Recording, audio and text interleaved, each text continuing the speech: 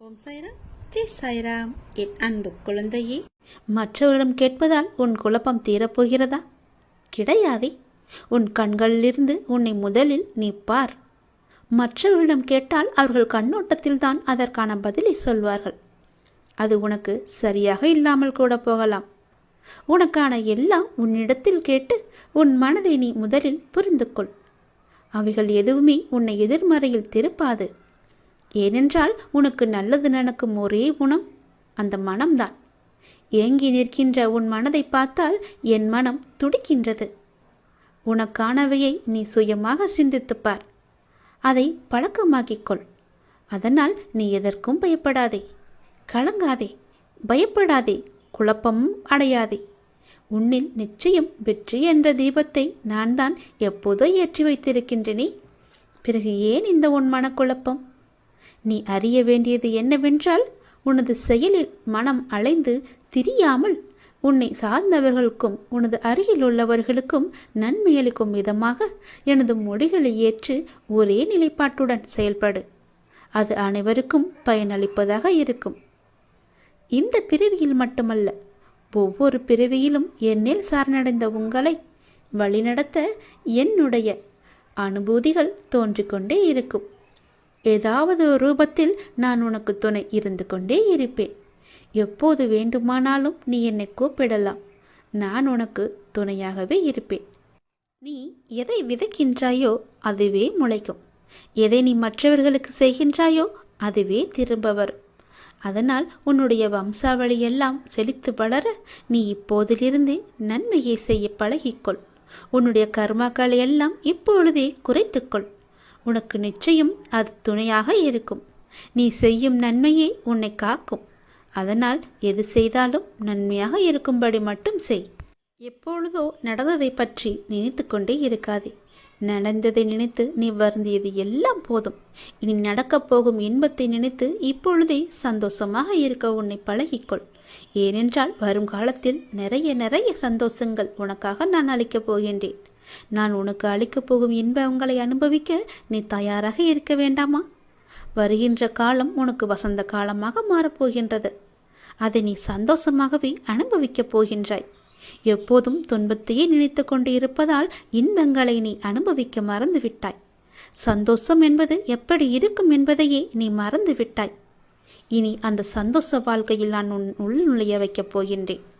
அதற்குள்ளே சென்று பார். எவ்வளவு மன அமைதி இருக்கும் என்று, எவ்வளவு சந்தோஷம் இருக்கும் என்று உனக்கு தெரியும். அங்கு நீ கேட்டது எல்லாமே உனக்கு கிடைக்கும்.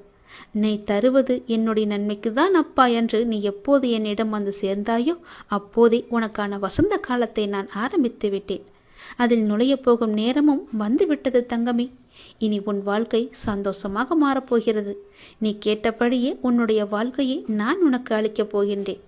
இந்த நொடி முதல் நீ தயாராக இருக்க வேண்டும். ஏனென்றால் இன்பத்தை நீ அனுபவிக்க இப்போதே உன்னை தயாராக வைத்துக்கொள்ள நான் ஆசைப்படுகின்றேன். சந்தோஷம் நிரம்பி வழிய போகின்றது. என்னை தொட்டு என் ஆசையை பெற்று அந்த சந்தோஷத்தை நீ பெற்றுக்கொள்ள தயாராக இரேன் தங்கமே.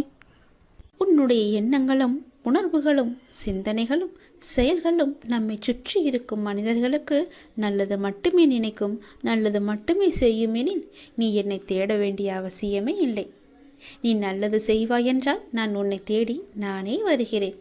நீ என்னை தேட வேண்டிய அவசியமே இல்லை. அதனால் எப்போதும் உனக்குள்ளேயும் உன்னிடமும் நல்லது செய்ய வேண்டும் என்ற எண்ணம் உனக்குள்ளே எப்பொழுதும் இருந்து கொண்டே இருக்க வேண்டும். மனதில் தேவையற்ற எண்ணங்களுக்கு எப்பொழுதும் நீ இடம் கொடுக்காதே. உன் எண்ணங்களை என்னிடம் செலுத்திவிட்டு உன் கடமைகளை மட்டும் நீ செய். உன் செயல்களுக்கு நானே பொறுப்பெடுத்துக் கொள்கின்றேன். உன்னுடைய பல பிரச்சனைகளுக்கு உடனடி தீர்வு வேண்டும் என்று என்னிடம் கேட்கின்றாய். அதற்கு நான் ஒரு வழி சொல்லவா? நான் சொல்வதை நீ ஏற்றுக்கொள்வாய் என்று நம்புகிறேன். அதற்கு உடனடி தீர்வு என்றால் மறதிதான். நல்லதோ கெட்டதோ எதுவாக இருந்தாலும் நடந்து முடிந்து விட்டது. அதை அனுபவித்து தீர்த்த பின் அதை நாம் மறந்து விட வேண்டும். எதுவும் நடக்காதது போல இருந்து கொண்டு புதிய ஒன்றை நாம் தேட வேண்டும். அந்த புதிய ஒன்று நம்முடைய ஆனந்தத்திற்கு நம்மை அழைத்து செல்வதாக இருக்க வேண்டியது அவசியம். அதை நீ மறந்துவிடக்கூடாது. நடந்து முடிந்ததை நினைத்து நீ வருத்தப்படவும் கூடாது. நம்மை விட்டு போய்விட்டதே என்று கவலைப்படவும் கூடாது. நிறைய விஷயங்களில் மறதி இல்லாததால் தான் நிம்மதி என்ற உணர்வு நம்மிடம் இல்லாமலே போகின்றது. எதிர்பார்ப்பு என்ற ஒன்று தோன்றி நிம்மதியை குலைக்கின்றது. ஏமாற்றம் என்ற பாதிப்பு நிலை நம்மை திசை திருப்பி நிம்மதி என்ற உணர்வை பறித்து கொள்கின்றது. கோபம், பழிவாங்கும் எண்ணம் போன்றவற்றை அது தானாகவே தூண்டிவிடும். இவற்றையெல்லாம் தவிர்க்க வேண்டுமானால் நான் சொல்வது ஒன்றே ஒன்றுதான். நேற்றைய சூழலை இன்றைக்கு நீ மறந்துவிடு. யதார்த்தத்தில் மட்டுமே வாழ பழகு. அந்த நேரத்தில் மனக்கட்டுப்பாட்டை பிரயோகிக்க நீ கற்க வேண்டும். விஷய பாதிப்புகளை நினைத்து கொண்டிருக்காமல் மனதை கட்டுப்பாட்டுக்குள் வைத்து கொள்ள வேண்டும். நமக்கு பிடிக்காத ஒன்று நடந்தால் உடனே எதிர்ப்பை வெளிக்காட்டும் நிலையை மாற்றிக்கொள்ள வேண்டும். அமைதியாக இரு. அது நமக்கானது அல்ல, நம்மை பற்றி அவர்கள் பேசவில்லை, நம்மை விட்டு அது போகவில்லை என்ற எண்ணத்தில் நீ வந்துவிடு. பழிவாங்குதல் போன்றவற்றை செய்வதை நீ தவிர்க்க வேண்டும். விமர்சனம் செய்வதை விட்டுவிட வேண்டும். இப்படி பல விட வேண்டியவற்றை விட்டால் மட்டுமே உனக்கு வேண்டியது எல்லாம் வரும். வர வேண்டியது என்று காத்திருந்தது எல்லாம் உனக்கு கைக்கு வந்து கிடைக்கும். நமது இந்த செயல்களால் என்ன நன்மை கிடைத்துவிடும் என யோசித்தால் நாம் பிறரை பாதிப்புக்கு ஆளாக்க மாட்டோம், நாமும் பாதிக்கப்பட மாட்டோம். இல்லாவிட்டால் விஷய பாதிப்புகள் நம் மனதை கொந்தளிக்க செய்து ஆனந்தம் என்ற உணர்வை அடியோடு சாய்த்துவிடும். மூன்றாவதாக மனதை வேறு வழிகளில் செலுத்த வேண்டும். நடந்து முடித்ததையே நாம் நினைத்து கொண்டிருந்தால் நிம்மதி நம்மிடம் எப்போதுமே இருக்காது. நமக்கு கிடைக்கவும் கிடைக்காது.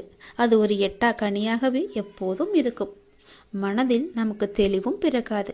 எனவே நமது மனதை விஷயத்திலிருந்து அந்த விஷயத்திலிருந்து மாற்றிக்கொள்ள வேண்டும் என்றால் நம் மனதை நாம் மாற்றிக்கொள்ள வேண்டும். அதை நாம் மறந்தே விட வேண்டும்.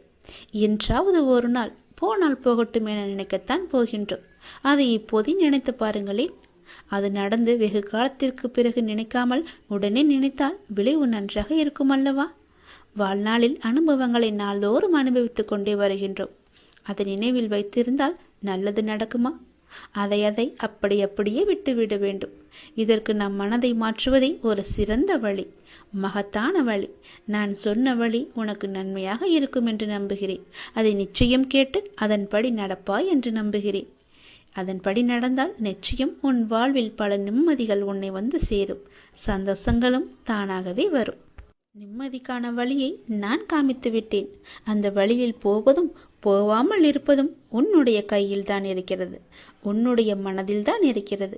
எப்படி போக வேண்டுமோ போய்க்கொள். நான் சொல்வதை உன்னிடம் சொல்லிவிட்டேன். பிறகு உன் இஷ்டம்தான்.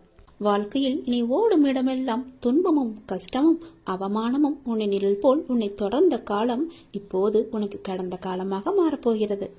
வெளிச்சம் என்ற நிகழ்காலத்தில் நீ பேரொளியாய் ஜொலிக்கப் போகின்றாய். நீ வெற்றி பெறுவதற்கு என்ன விஷயங்களையெல்லாம் விட்டு கொடுத்தாய்? நீ சந்தித்த துன்பம், நம்பி உன்னை ஏமாற்றிய நபர்கள், சூழ்நிலை என அனைத்தும் உன்னை சூறாவளியாய் உன்னை சூழ்ந்த போதும் அதற்கு எதிராய் போராடி மேலோங்கி நின்றாய் அல்லவா? உன் மன தைரியம் எத்தகையது என்பது எனக்கு தெரியும். மற்றவரின் பேச்சுக்கள் உன்னை அம்பு போன்று காயப்படுத்தினாலும் எழுந்து நின்று நீ நிச்சயம் வெற்றிக்கு பெயர் கொண்ட ஆத்மா நீதான் என நிரூபித்து விட்டாய்.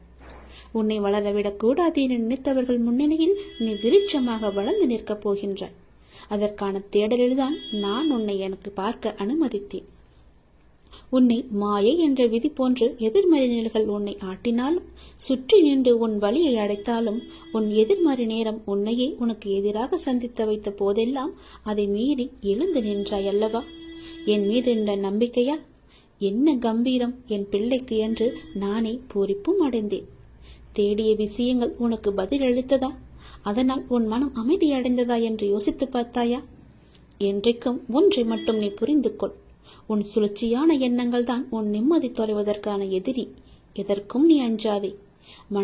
மனதளவில் நீ நொறுங்கி போயிருக்கின்றாய் என்பது உன் அப்பா எனக்கு தெரியும். நிச்சயம் உனக்கான விடியும் காலம் வரும். உன்னோடு நான் இருக்கின்றேன். அந்த விடியும் காலம் எப்போது என்று என்னிடம் கேட்காதே. அது எப்போது வேண்டுமானாலும் வரலாம், எந்த நேரத்திலும் வரலாம். அதனால் நீ எதற்கும் பயப்படாதே, கலங்காதே. உன்னில் நிச்சயம் நான் வெற்றி என்ற தீபத்தை ஏற்றி காமிக்கின்றேன். எப்போதும் உன் கூடவே இருந்து உன்னை நான் பார்த்து கொள்கின்றேன். உன்னுடைய வீடு என்னுடைய கரத்தால் தொடப்பட்டிருக்கின்றது. ஆசீர்வாதங்கள் அந்த வழியே உன் வீட்டிற்குள் வரும். நீ ஏன் கவலைப்படுகின்றாய்? விரைவில் உனக்கு நல்ல பாக்கியம் உண்டாகும். உன்னை ஆசீர்வதிக்க, கஷ்டங்கள் தீர்த்து வைக்க நான் உன் இல்லம் தேடி வந்து விட்டேன். இனி எல்லாமே உனக்கு சுபிட்சமாக மாறும். நீ கேட்டது கேட்காமல் இருப்பது என எல்லாவற்றையுமே நிறைவேற்றி வைக்கப் போகிறேன். யாருக்கும் எந்த தீங்கும் செய்யாமல் என் நாமத்தை மட்டும் நீ உச்சரித்து வா. இம்மையிலும் மறுமையிலும் உன்னை காப்பது என்னுடைய கடமை. எதிர்பார்ப்பு இல்லாது ஆத்மார்த்தமான அன்பினால் இறையை தொழும்போது அந்த இறைவன் உங்களுக்கு எளிதாகவே காட்சி தருவார். அன்பு ஒன்றுதான் இந்த உலகத்தில் நிரந்தரமாக இருக்க வேண்டும். இந்த உலகை ஆளக்கூடிய ஒற்றை சொல் அன்பு. அன்பால் மாற்ற முடியாதது என்று இந்த உலகத்தில் எதுவுமே இல்லை.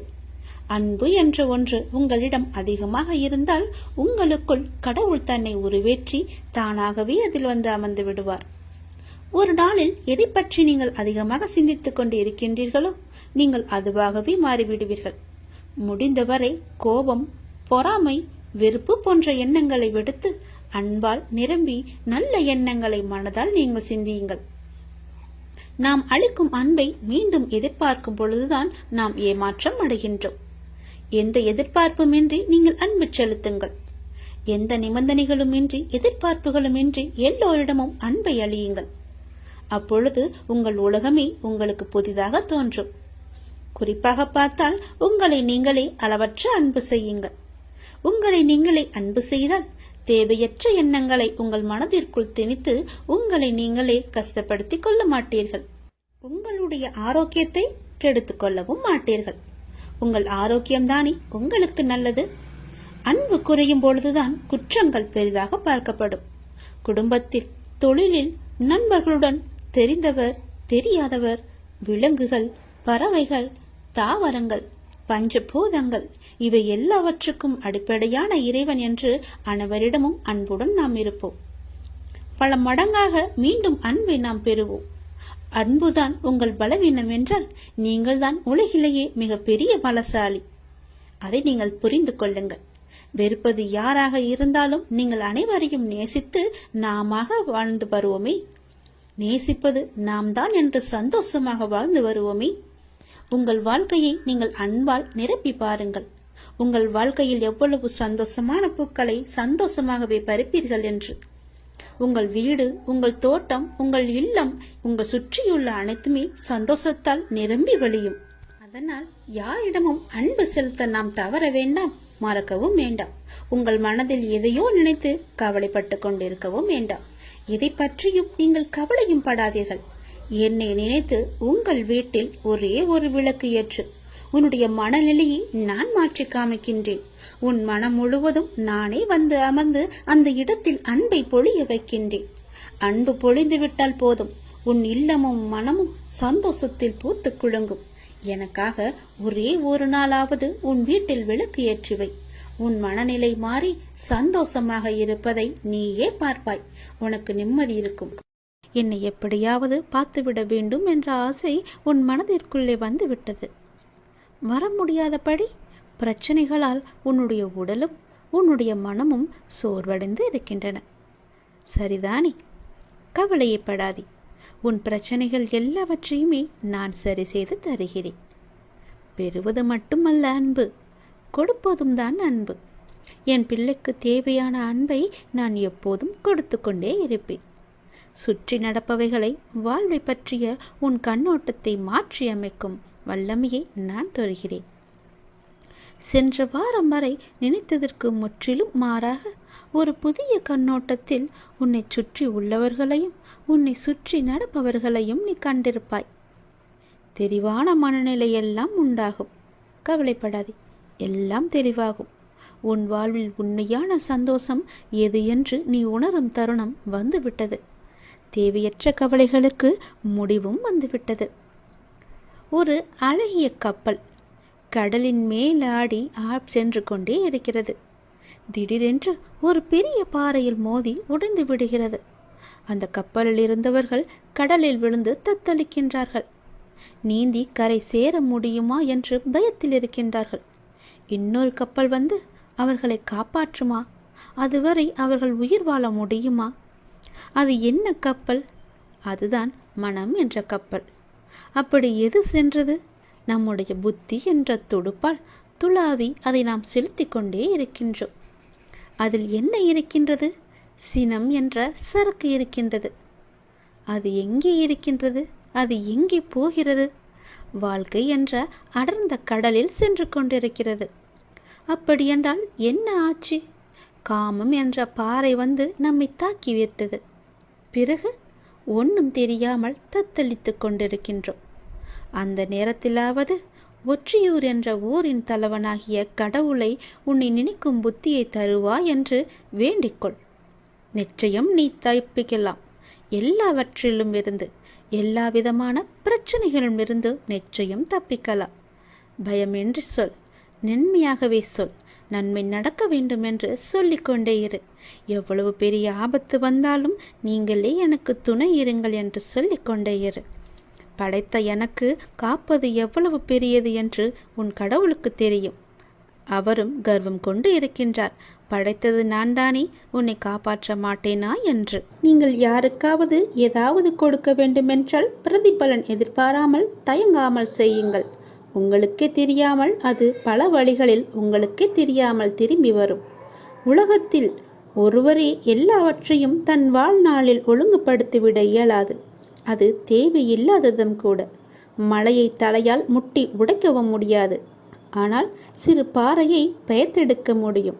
சமூகத்தின் நலனை கருத்தில் கொண்டு உங்களால் முடிந்த சிறு சிறு வேலைகளை செய்யுங்கள். மற்றவர்களையும் உத்வேகப்படுத்துங்கள். வேலை என்று எப்போதும் சுற்றி கொண்டு இருக்காமல் இடையிடையே மனதை இனிமையாக வைத்துக் கொள்வது நல்லது. யாரிடம் பேசினால் உங்களுக்கு ஆன்ம திருப்தி கிடைக்கிறதோ அவர்களிடம் நீங்கள் மனம் விட்டு பேசுங்கள். அவர்கள் சொல்லும் வார்த்தைகள் உங்கள் மனதுக்கு தெளிவை தரும், நல்ல தைரியத்தை தரும். அதை நீங்கள் ஏற்றுக்கொள்ளுங்கள். தெளிவாக செய்யுங்கள். எந்த செயல் செய்தாலும் முழுமையான ஆத்மார்த்தமான ஈடுபாட்டுடன் செய்யுங்கள். வேண்டாம் வெறுப்பாக ஒரு வேலையையும் நீங்கள் செய்யாதீர்கள். அப்படி செய்வதை விட அதை செய்யாமல் இருப்பதே மேல். எந்த ஒரு நிறுவனத்தில் வேலை செய்தாலும் செய்யும் வேலையை நீங்கள் காதலியுங்கள். ஈடுபாட்டுடன் கட்டிய வேலை திருப்தியை மட்டுமல்ல, நல்ல அனுபவத்தையும் கொடுக்கும், நல்ல பெயரையும் கொடுக்கும். விளையாடுங்கள். உங்கள் நேர நிர்வாக அட்டவணையில் விளையாட்டிற்கும் இடம் ஒதுக்குங்கள். விளையாட்டிற்கென்று இடம் ஒதுக்கி செயல்பட்டு பாருங்கள். உங்கள் வாழ்வு புத்துணர்ச்சியாக இருக்கும். கோவிலுக்கு செல்வதை விட கால்பந்து விளையாடுவது மேலானது என விவேகானந்தரே கூறியிருக்கிறார் தெரியுமா? விளையாட்டு உடலுக்கு மட்டுமல்ல, மனதிற்கும் உற்சாகம் தரும். பிறரையும் நீங்கள் கவனியுங்கள்.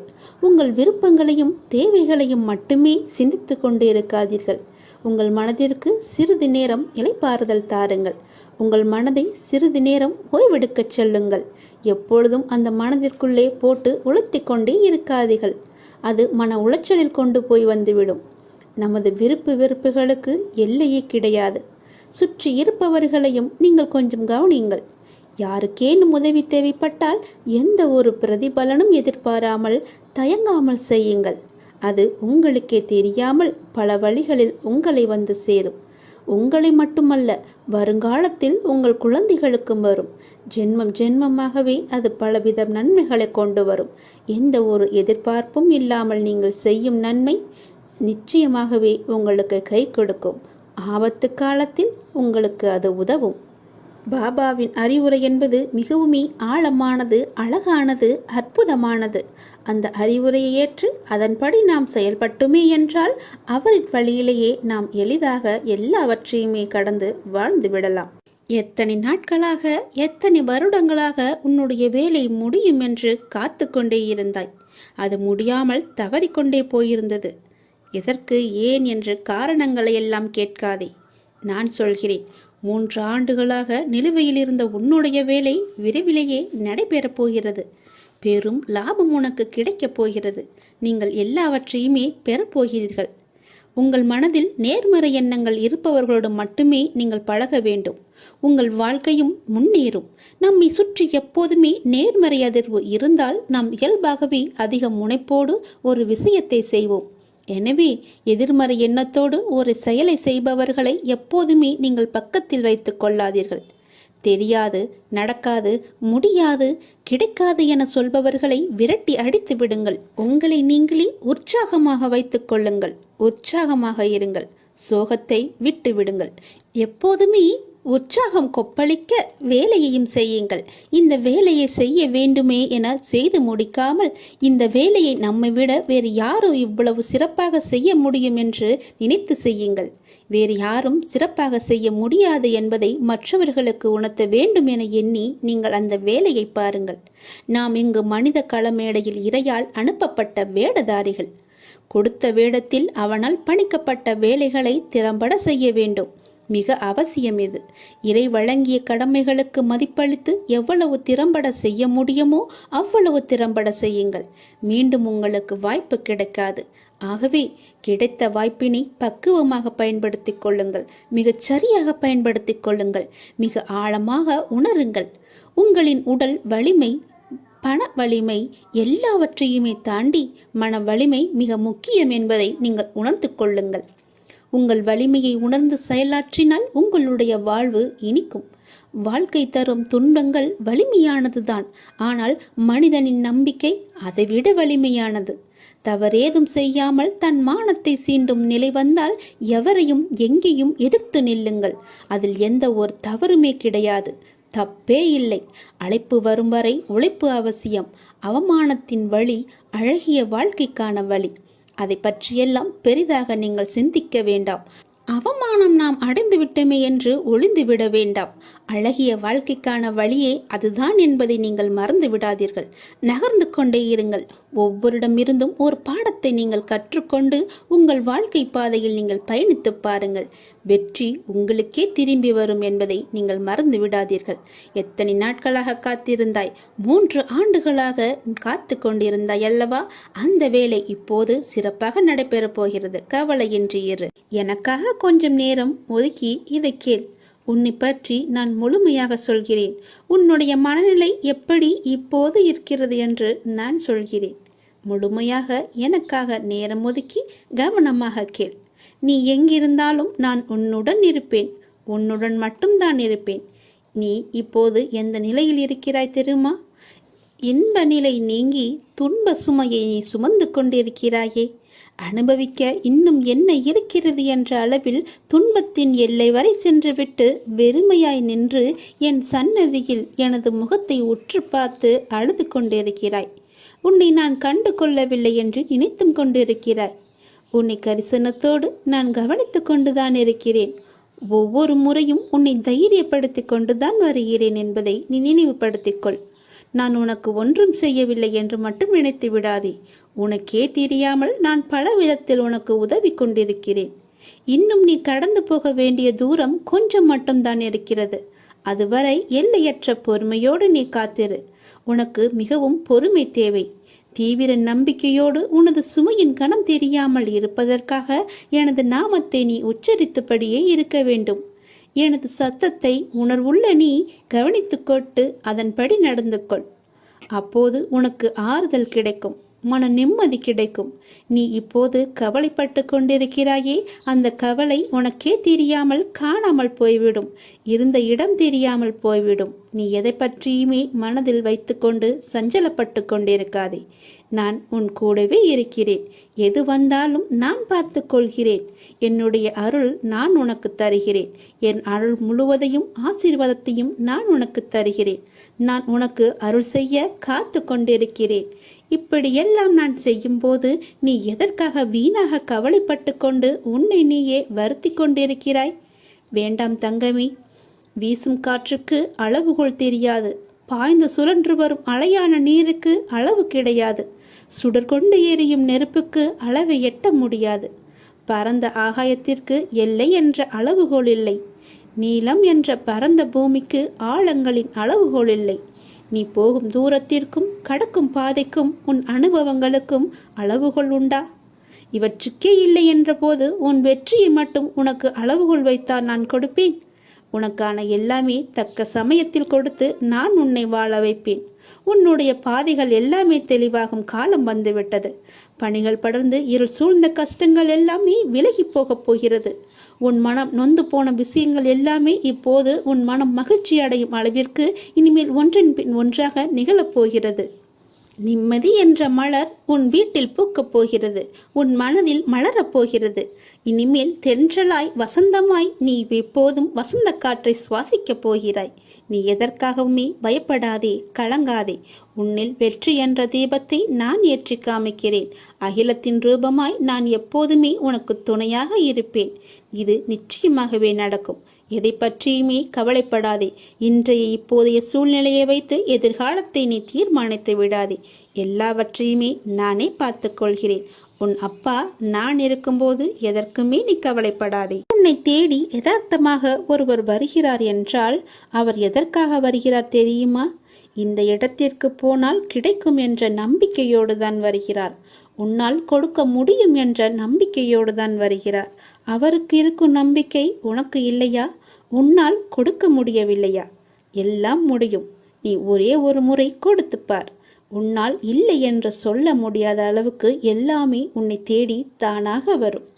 அகண்ட பிரார்த்தனையை நீங்கள் மேற்கொண்டு பாருங்கள். சக மனித உயிர்களின் துன்பத் துயரங்களை காணும்போது இறைவனிடம் அவர்கள் நலம் வாழ மன்றாடி பிரார்த்தனை செய்யுங்கள். இது உங்களின் துயரத்தை நீங்கள் இறையிடம் கூறாமலேயே போக்கக்கூடிய நல்வழியை அமைத்து தரும். நம்மிடம் உள்ளதை நம்மால் முடிந்ததை செய்வது, மற்றவர்கள் நன்றாக இருக்க வேண்டும் என்ற எண்ணம் படைத்தவன் மட்டுமே புண்ணியத்தை செய்ய வேண்டும் என்று நினைப்பான். அப்படிப்பட்ட நல்ல மனம் ஒன்றே போதும் புண்ணியம் செய்வதற்கு. ஆம், புண்ணியம் செய்ய மனம் வேண்டுமே தவிர பணம் தேவையில்லை. உங்கள் மனம் நல்லதையே நினைக்கட்டும், அதுவும் மற்றவர்களுக்காக இருக்கட்டும். இதுதான் புண்ணியம். மற்றவர்களின் துக்கங்களை உங்களது என்று எண்ணி வருந்தி பாருங்கள். உங்களுக்கு கிடைக்காவிட்டாலும் பரவாயில்லை, மற்றவர்களுக்காவது கிடைக்கட்டும் என்று வேண்டிக் கொள்ளுங்கள். மனமுருக வேண்டிக் கொள்ளுங்கள், மனதார வேண்டிக் கொள்ளுங்கள். அனைத்து உயிர்களுக்கும் உங்களுக்கும் தொடர்பு உண்டு என்று எண்ணிக்கொள்ளுங்கள். உங்களால் அனைவருக்கும் அன்பான ஆதரவான எண்ணங்களை அளிக்க முடியும் என்று நினைத்து பாருங்கள். உங்கள் எண்ணங்கள் அனைத்தையும் நிறைவேற்றும் என்று நம்புங்கள். இறைவனை துணைக்கு அழையுங்கள். மற்றவர்களுக்காக உதவ இறைவனிடம் நீங்கள் வேண்டுங்கள். தன்னலமற்ற எண்ணத்தை இவ்வுலகில் பரவ விடுங்கள். அனைவரும் உங்களுக்கு அன்பானவர்களாக மாறிவிடுவார்கள்.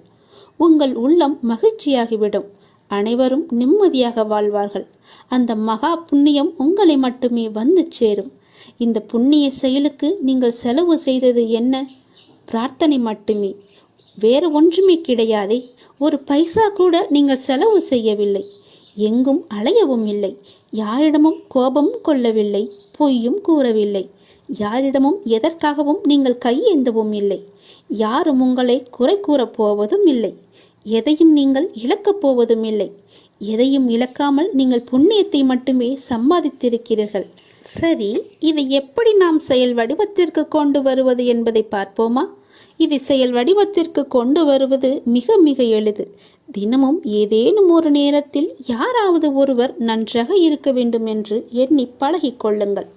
இதற்காக நேரம் காலம் எல்லாம் பார்க்க தேவையில்லை. எந்த நேரத்திலும் யாருக்காகவும் எண்ணிக்கொள்ளலாம். ஆரம்பத்தில் சொந்த பந்தங்களுக்காக வேண்டிக் கொள்ளுங்கள். நாளடைவில் கண்ணில் படும் அனைவருக்காகவும் வேண்டிக் கொள்வீர்கள்.